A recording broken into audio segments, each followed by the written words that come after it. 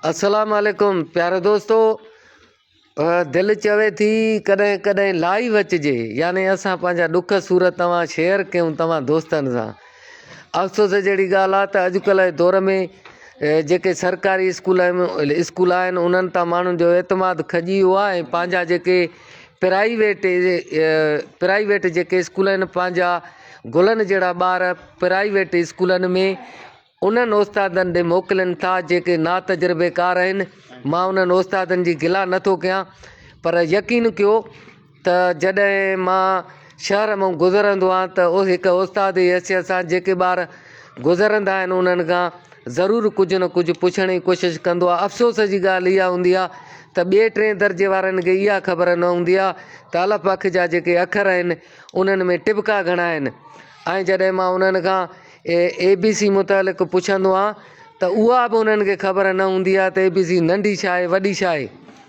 पोइ जेके उते वालदेन हूंदा आहिनि उन्हनि खे मां या हितां वञण वारा घिटीअ माण्हू हूंदा आहिनि उन्हनि खे एतिरो ज़रूरु चवंदो आहियां त बिल्कुलु हिन ॻाल्हि में को बि शक न आहे त असांजे सरकारी स्कूलनि में कुझु अहिड़ा उस्ताद आहिनि जन जेको आहे सो उस्तादनि जे किरदार खे धकु ज़रूरु हयो आहे, जेके ईमानदारी सां ड्यूटी नथा कनि।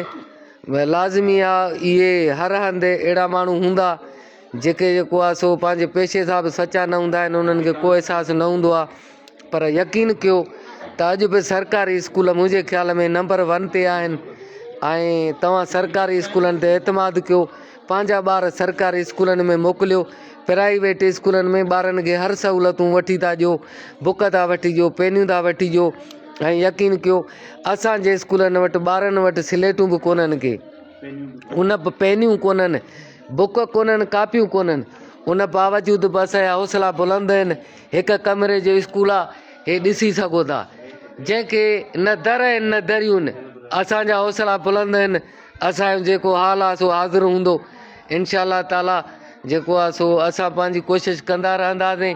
मां सुबुह अपलोड कया असांजे ॿारनि जा, तव्हां अखर ॾिसो, हे असांजे पहिरें क्लास जा शागिर्द आहिनि। कुझु हिननि खां पुछंदासीं तव्हां सबक़ु पढ़ी ॿुधाईंदा।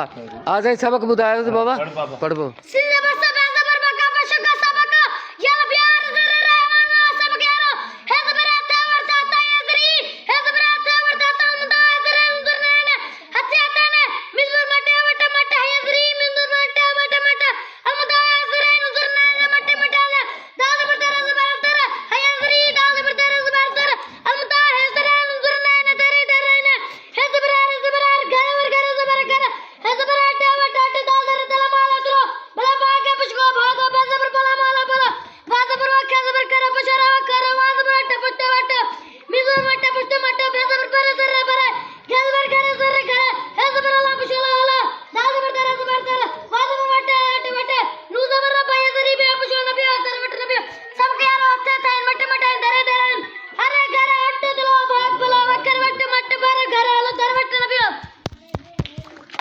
शाबाश शाबाश, जबरदस्त जबरदस्त।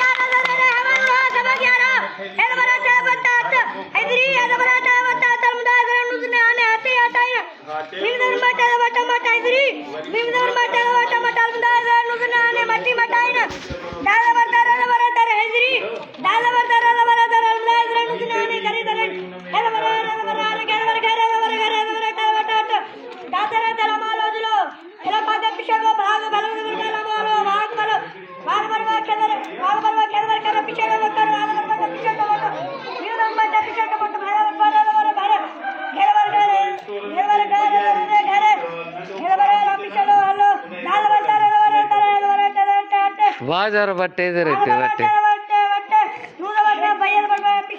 भैया जरे भी है पेश।